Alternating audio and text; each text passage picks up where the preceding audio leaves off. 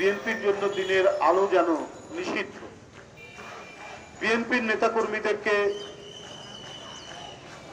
তাদের যে মুক্ত বাতাস গ্রহণ করা যেন নিষিদ্ধ, তাই এদেরকে প্রায়শই কারাগারের মধ্যে থাকতে হয়।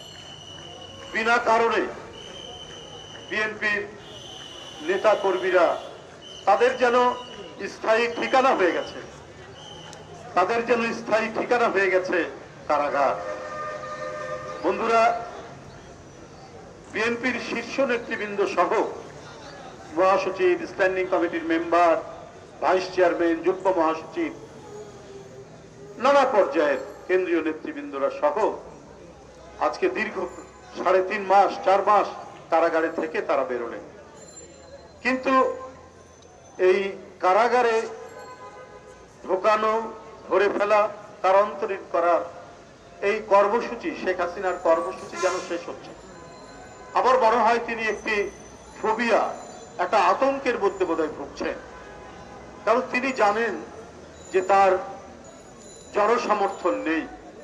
জনসমর্থন না থাকলে সেই সরকাররা প্রচন্ড স্বেচ্ছাচারী হয়, ফ্যাসিস্ট হয়ে উঠে এবং জনগণের আওয়াজ পেলেই নির্মমভাবে সেটাকে দমন করে।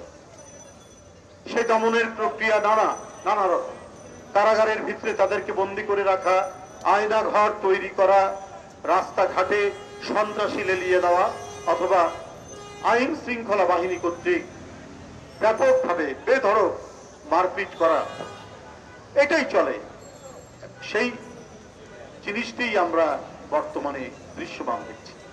এত নেতৃবৃন্দ একটা দামি নির্বাচনকে সামনে রেখে কারাগারে ছিলেন। নেতাকর্মীরা প্রায় 3.5 মাস 4 মাস, প্রায় 25 থেকে 26 হাজার নেতাকর্মী, তাদের অনেকেই এখনো, কয়েক হাজার এখনো বন্দী আছে। কারণ জবাব একটা, উনার মনের মধ্যেই আছে, আমাকে যেন তেন প্রকারে টিকে থাকতে হবে।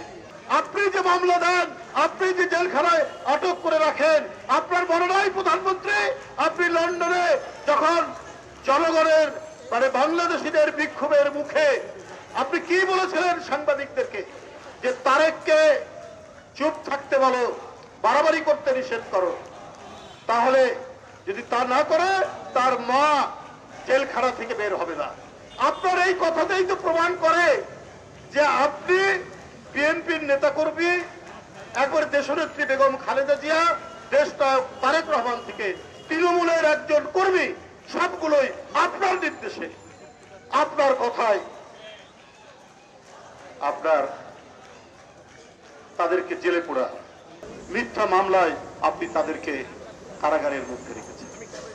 অন্যায় করে রাষ্ট্র ক্ষমতাকে কবজায় নিয়ে আপনি যে প্রতিশোধের খেলায় মেতে উঠেছেন, এই খেলায় আলটিমেটলি আপনি পরাজিত হবেন।